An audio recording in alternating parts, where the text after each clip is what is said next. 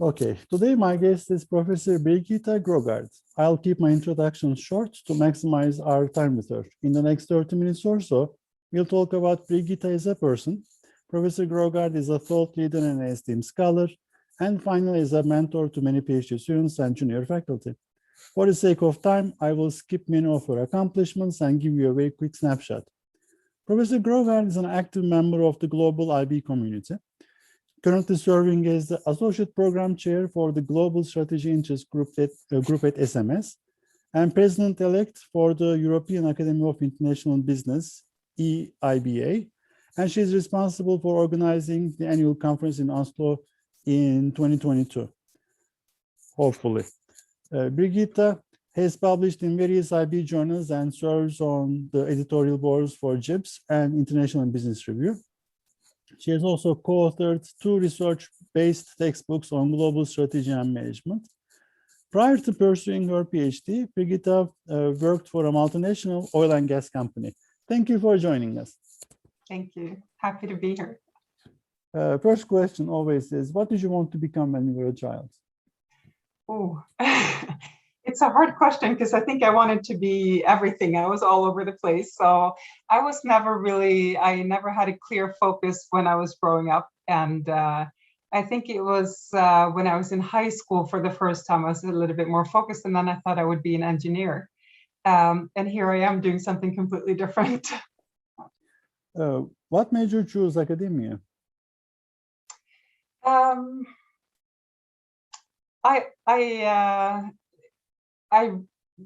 It's at what point, I think when I did my master's, I started thinking about wanting to continue doing research, and I'd like to have a job where I could explore things that I found interesting. So it was not until that stage that it entered my mind, but it took 8 more years before I actually took that step.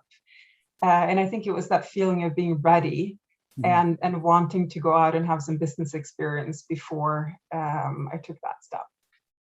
Birgitte, where did you grow up? I was born and I grew up my first years in Sweden.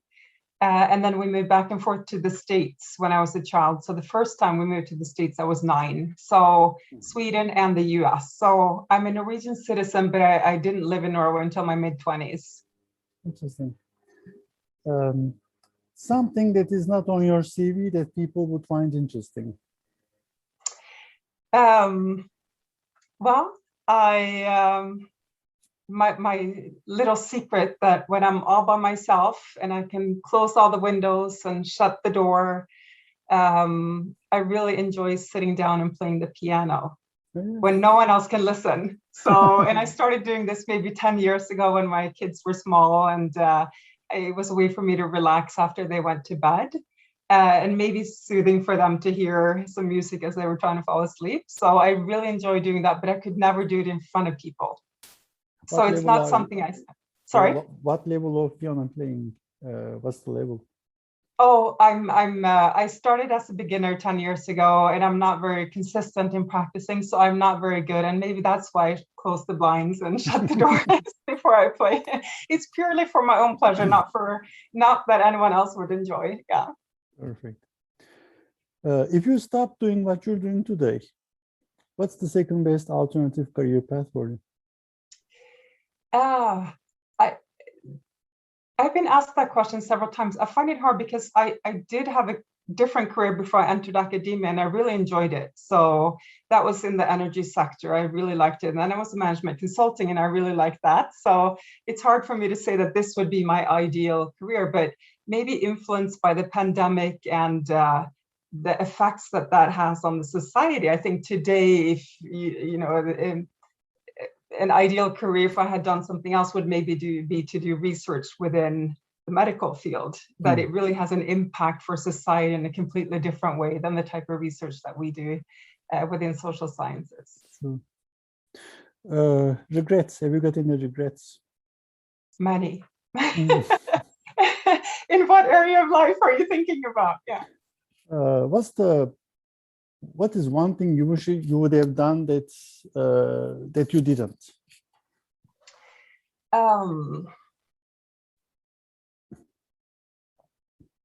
Well, I think if I connected to my current career and prepping for that, I think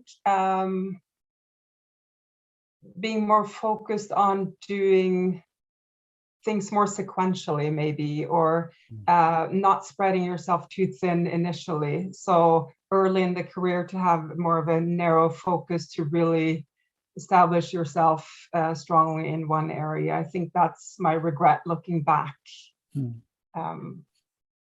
What is your biggest failure and what did you learn from it?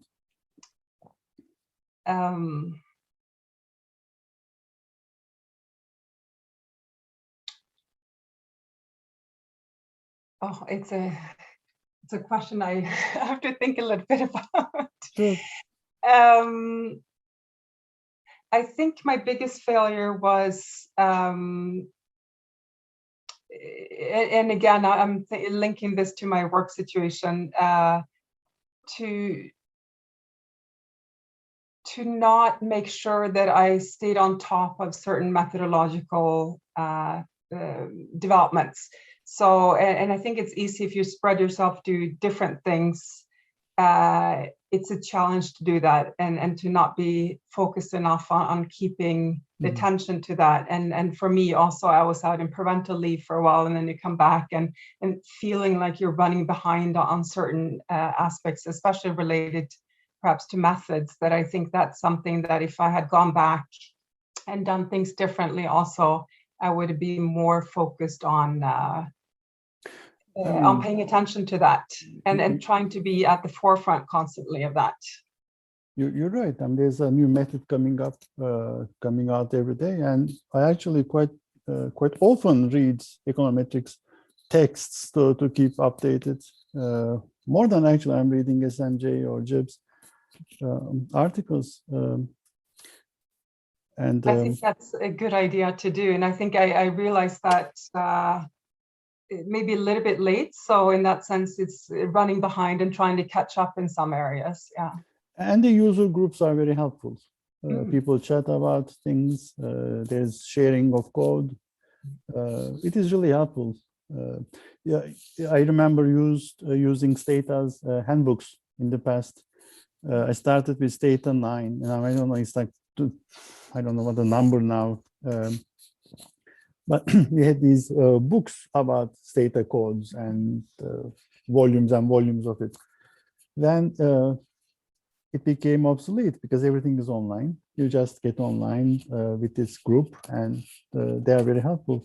It's a good idea to keep up. What are you most passionate about, Birgitte? Well, these days, I'm very passionate about trying to do research that matters. So that the topics that I choose and what I spend so many hours of my life doing, that it actually is valuable to someone beyond our small bubble of IB scholars, in a sense. And that's really, I'm linking this a lot to work. I mean, I have other things I'm passionate about in my spare time, but I think for me, in terms of where I want to focus my time, that's really something that I'm passionate about, that I feel like it has a bigger context that I can add to. Let's talk about research specifically then. How do you explain your research to people who don't read your work regularly, to locals in your neighborhood, and why your research matters? Yeah, how do I explain it? This elevated question. I find it surprisingly hard to try to boil down, what I'm focusing on in a few words. I would say it's sort of as a very simplistic way of describing it. I try to look at the strategy and behaviors in multinational companies. And then underneath that, there are some sub areas. So I look at, how firms are develop flexibility to handle external dynamics. And I look at how they integrate their competences and transfer them across different parts of the organization. And I look also at how changes in the environment or external environments in general influence the decisions to invest somewhere or strategy decisions in general in multinationals. So that's sort of my area. And then when you asked about methods, I sort of have straddled doing some qualitative work and some quantitative work throughout my career. About omitted variables or things that we haven't explored enough, underutilized so far in IB, what do you think some of these variables are, some of these contexts are? Yeah, I'm really careful to point at something and say that that's really an omitted variable. I think for me, it's more important to tie it back to the big picture, to the question of what does that mean for managers, for trying to make it actionable, than having specific variables that I would like to have more focus on. That being said, I think that there's a lot of research, interesting research being done where we sort of skip the middle part of the equation and we look at outcome variables that sort of, they're proxies for something that we're trying to study. And if I relate that to my own research, that could be related to, for instance, recombination. You know, we talk about that we need it, but what is it? Or we talk about how external factors influence business decisions, and we might measure some external factors and some outcome, but we don't really necessarily know exactly what happens in the middle there. And it was interesting, I did a meta-analysis with a former PhD student where we looked at integration in multinationals, and we were looking at knowledge transfer as one aspect of seeing what had been done in the field. And it was really surprising to see how few studies actually looked at what type of knowledge. And it's just to exemplify, you know, how we look at sort of the front part and the end part and not so much in the middle. So we talked about the mechanisms we use to transfer knowledge, but we didn't really in the field differentiate between the types of knowledge where we need these different mechanisms, or when something would be appropriate and when something might not be appropriate. So for me, you know, digging into, if you can call it the black box, or putting it into bigger picture is more important than pointing at specific variables. Sure, sure. About creativity in research, how do you define it, and how do people, or at least you, what do you think about in a state of idle curiosity? How do these great, interesting papers come about?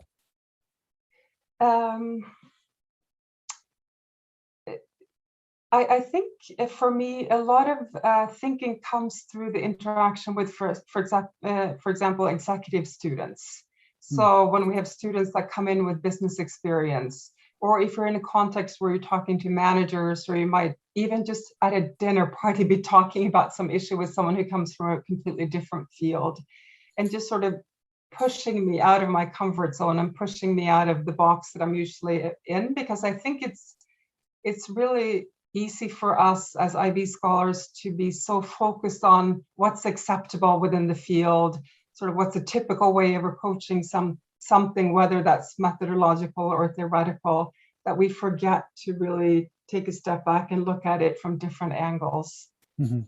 So for me, that's creativity, to really just leave that comfort zone of IB scholarship and talk to someone that comes from a completely different perspective.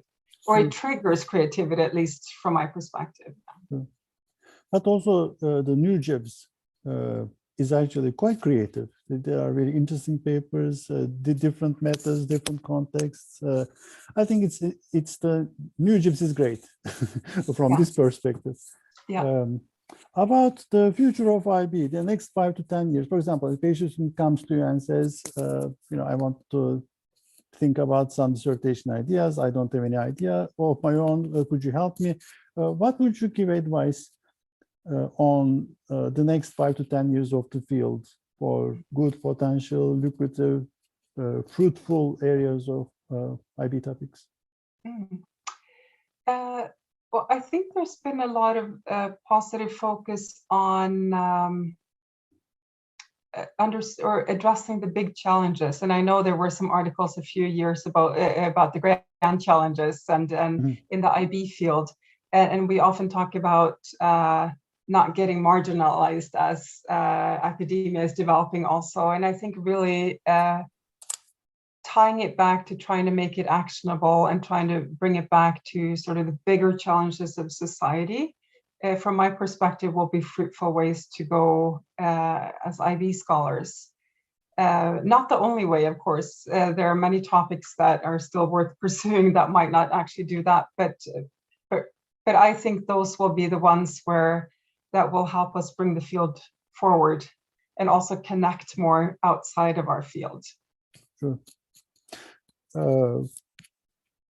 How was IB when you first started the PhD yourself, the program yourself? And in your opinion, how did the evolution happen from where you were and what it looks like now? Can you tell us the view from your window? Yeah.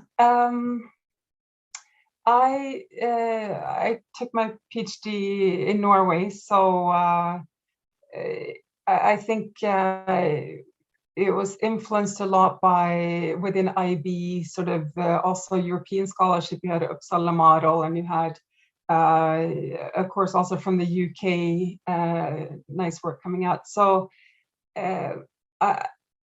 my feeling, and this is of course just my personal opinion, is that the field has sort of moved more and more for a while to be more narrow and focused on being as rigid as possible in terms of proving its scientific value, if I'm saying it a little bit rudely maybe. So I definitely think that it's important to also have rigidness in research, but it sort of left some of those opportunities to go into deeper, richer material. So if I try to maybe not go all the way 50 years back, but even from mid 80s, where you had a lot of very influential scholarship that was based on managerial insights, talking and communicating with managers, it seemed to go more into the econometric path for a while.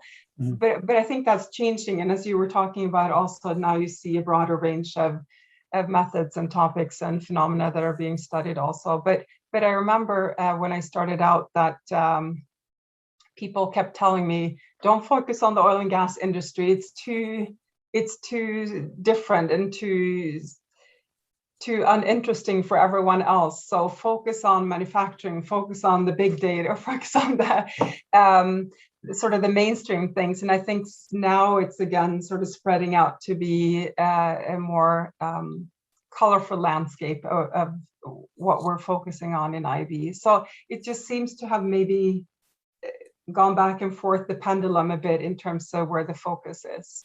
Sure. About advice, who was your advisor? Who was your mentor when you were becoming a scholar? Gabriel Benito was my supervisor. Yeah. And what was the best advice you received? Oh, he gives a lot of very good advice still to this day. I think I go to him for advice all the time. I think his best advice was really in terms of thinking about contribution, about when you're doing work and trying to have clarity and being able to communicate why it's interesting, why it's important, and what it means. And that's something that I really try to also bring with me in conversations with younger scholars also to emphasize that, yeah. From what you see in these doctoral consortiums or these conferences, we used to go, we used to remember those. What are some of the mistakes that you see junior faculty and doctoral students make almost routinely? What are the things to avoid? Yeah. One of the things that I sense is that a lot of, especially doctoral students, they feel the sense of urgency. So they just want to get something out. And they might have a large data set they have access to, and they just want to find some relationships. And it goes back to this issue of why focus on this? Why should we be interested in this? And what does it really matter? And what is it giving us besides showing that there's some significance in a relationship? Mm-hmm. I think it's that sense of urgency that pushes people to maybe just grab onto something where they see some significance in numbers and then try to build a story around it more than actually thinking about the relevance of what you're trying to focus on. That's sort of the main thing that I'm concerned about when I'm reading some papers and commenting or talking at conferences with younger scholars. And about advice that you would give, but I mean, what you just described, does it equally happen for students in America, Europe, Asia?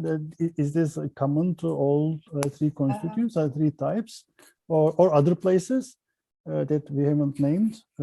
Or is it the sense of urgency? Is it a junior faculty thing because of the tenure clock in America, or something else? Well, I think if I look at the PhD students at BI, where I am right now, they all have that sense of urgency, and maybe we're putting it on them, by saying when you go out on the job market, it's nice to have something, if not published, then in the pipeline in a very good journal. Mm. So I think your previous question about how has it developed over the past year, if I just look at sort of that sense of urgency, at least from a European perspective, I never felt that pressure to publish the same way that I think PhD students today feel also in Europe.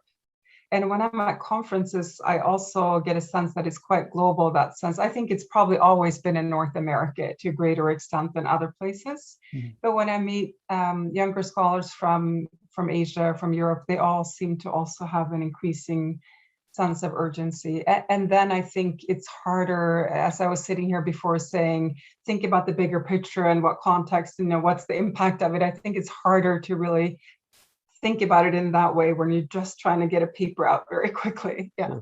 Sure. Birgitte, this was very helpful. For the sake of time, what's a question that I should have asked you but haven't?